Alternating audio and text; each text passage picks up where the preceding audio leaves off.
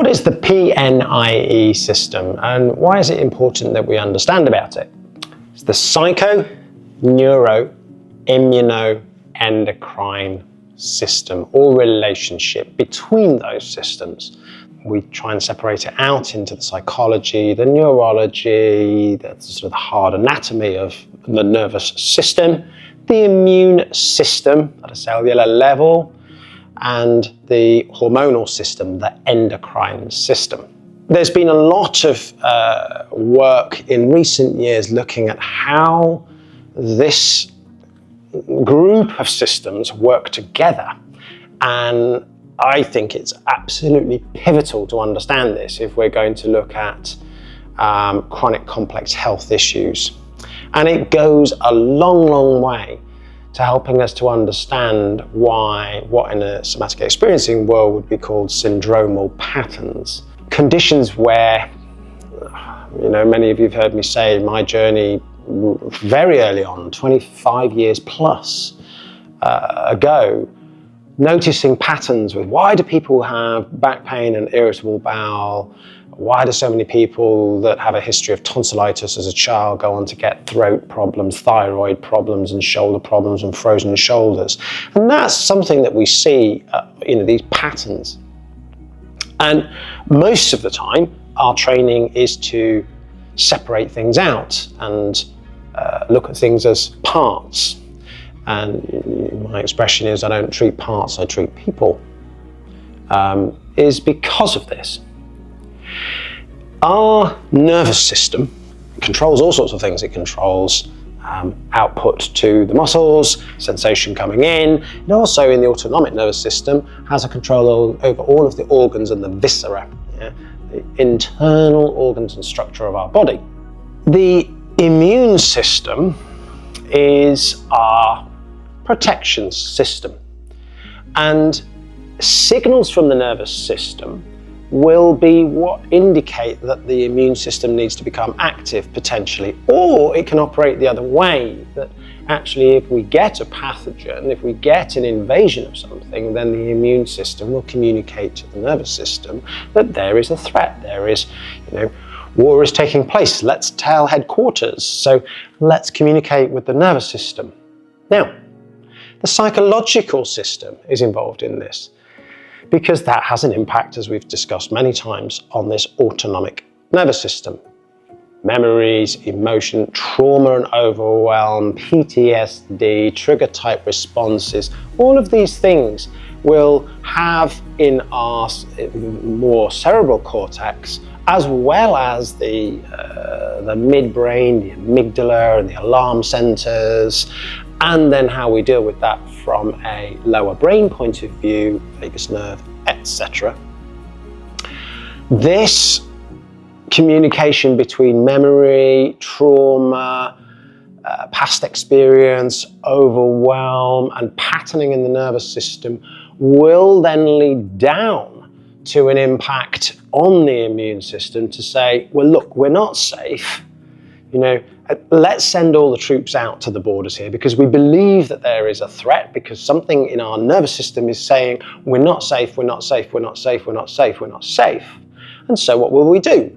When we get those messages, we mobilize inflammatory cytokines, because inflammation is a part of the immune system fundamentally.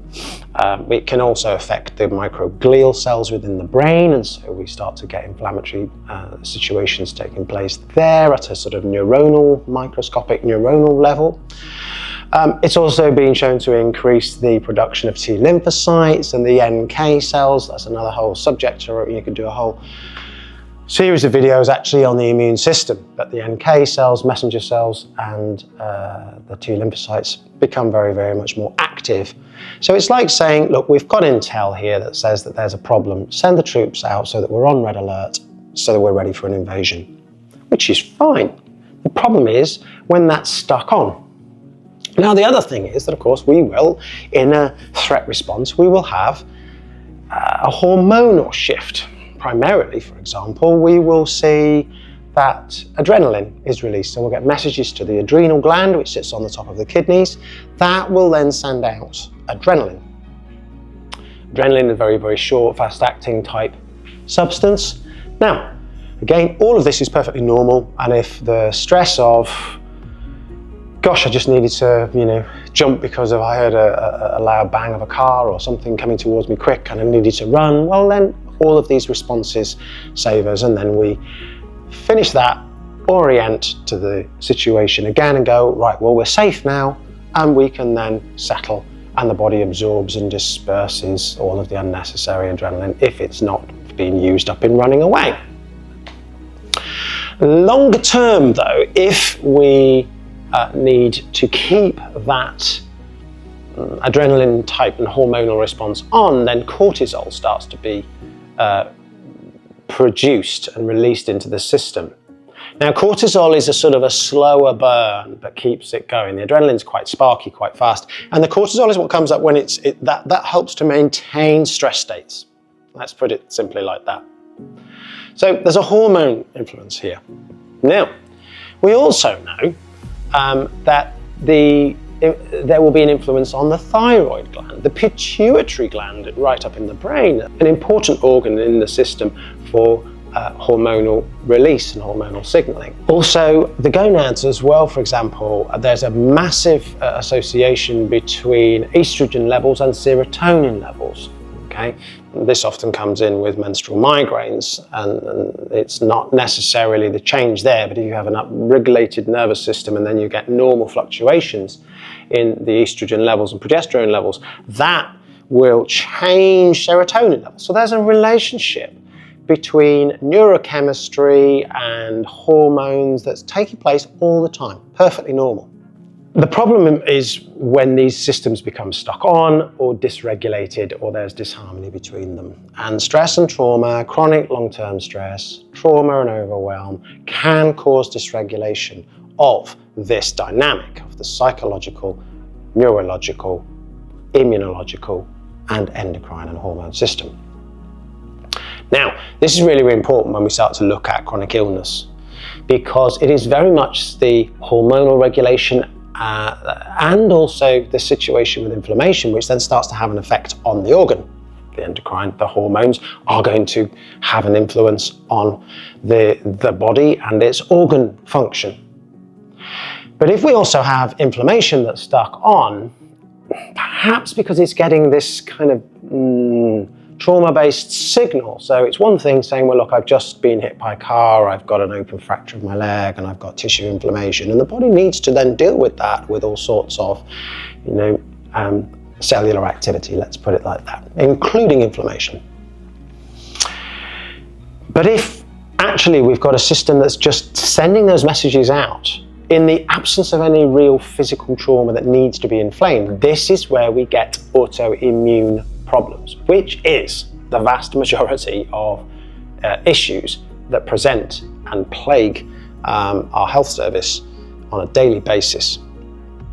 So, Crohn's disease, pericarditis, my own beginning to this journey, inflammatory bowel disorders, eczema and chronic skin conditions, even potentially chronic respiratory conditions and asthma might be, because mast cells, which is another part of that inflammatory process, and immunological systems. So mast cells, for example, they basically go around the bloodstream, not doing an awful lot until they get signals that they need to go and to an injury site, for example, to be a part of the process of inflammation and healing. And so they contain inflammatory cytokines, and they contain things like histamine is the most widely known, which creates itching, but is partly because it's having a vasodilatory effect in the area that it's going to. So that might cause the tissue to become red and inflamed, which is important if it's part of a defense and a repair system. But if it's stuck on, that means that we're getting all of these inflammatory chemicals going to organs where there really isn't a need for them to be there. And they're there because of the cortisol going on in the hormone relationship is saying stay on, stay on, stay on, stay on, stay on. Then we're going, okay, inflame, inflame, inflame, inflame, inflame, and we end up with high levels of inflammatory chemicals going on around organs, which then leads to the organ and the inflammation and immunological system starting to attack itself, which is fundamentally what an autoimmune disease is.